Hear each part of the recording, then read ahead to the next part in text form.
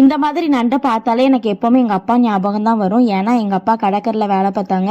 அப்போ நைட்டு என்ன பண்ணுவாங்கன்னா, அப்போம்லாம் ஃப்ரிட்ஜு கிடையாதுல்ல, அதனால் நைட்டு கொஞ்சம் நண்டை கொண்டு வந்து அதை க்ளீன் பண்ணி அதை ஏன்னா உடனே வேக வச்சா தானே அது அப்படி மெல்ட் ஆகாமல் இருக்கும். அதனால் என்ன பண்ணுவாங்க, லைட்டாக மஞ்சள் தூளும் உப்பு தூளும் போட்டு வேக வச்சுட்டு அப்படியே மூடி வச்சுருவாங்க. காலையில் தூங்கி எழுந்திரிச்சு வரும்போது நான் நேராக அதுதான் பார்ப்பேன், ஏதாவது கொண்டு வந்திருக்காங்களா அப்படின்ட்டு. அதுக்கப்புறம் அதை எடுத்து எங்கள் அம்மா மணி இந்த மாதிரி கிரேவி பண்ணுவாங்க பார்த்துக்கோங்க.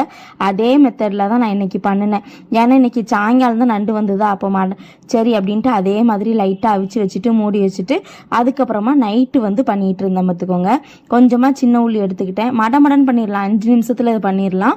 கொஞ்சோண்டு சின்ன உள்ளி, அதுக்கப்புறமா தக்காளி, இதை ரெண்டையும் நல்லா தனித்தனியாக அடித்து வச்சுக்கிறணும். அப்புறம் இஞ்சி பூண்டு பேஸ்ட்டு, இது எல்லாத்தையும் வரிசையாக நல்லா வதக்கி விட்டுட்டு இஞ்சி பூண்டு பேஸ்ட்டையும் போட்டு வதக்கி விட்டுட்டு அப்புறமா கொஞ்சம் கறி மசாலா, அப்புறம் நம்ம வேக வச்சு எடுத்த நண்டு அந்த தண்ணியோட சேர்க்கணும் பார்த்துக்கோங்க.